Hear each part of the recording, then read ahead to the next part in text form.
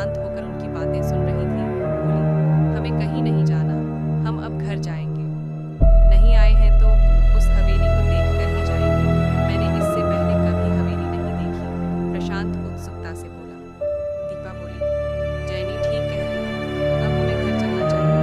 देखा नहीं, इस रास्ते पर भी कोई आ जा नहीं रहा। मुझे तो DDDHR लग रहा है। तुम लड़ किया तो होती ही गायब हो, गाड़ी वाले से बोला। क्या तुम हवेली का रास्ता जानते हो? जी, मेरा तो यही कार्य है, भटके हुए मंजिल तक पहुंचाना।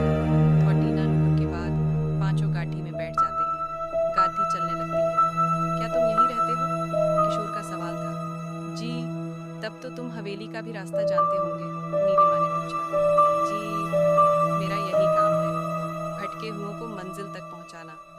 जैनी बोली, क्या इसने ये 2-4 संवाद ही रटे हुए हैं, इससे कुछ भी पूछना व्यर्थ है। किशोर बोला, अब तक तुम कितने लोगों को मंजिल तक पहुंचा चुके?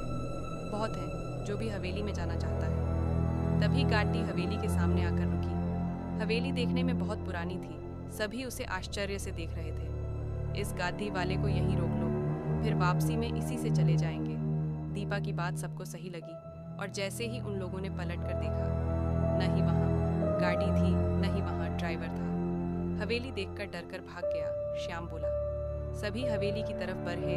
जैसे जैसे वो आगे बढ़ा रहे थे, वैसे वैसे ही रास्ते भी साफ होते जा रहे थे, किंतु उन्होंने उल्लास में इस ओर ध्यान ही नहीं दिया।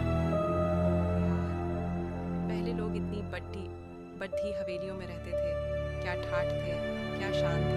दीपा बोली। हवेली का बड्ढा दरवाज़ा खोलकर वो अंदर घुसे। पहले उन्होंने हवेली को चारों तरफ से घूम घूम कर देखा। इस चक्कर में उन्हें स्मरण ही नहीं रहा कि दिन ढलने लगा है। जब वो लोग अंदर गए तो वहाँ की शान देखते ही ऐसा लग रहा था जैसे कोई वहाँ रहता है। तब श्याम ने आवाज़ लगाई, कोई है?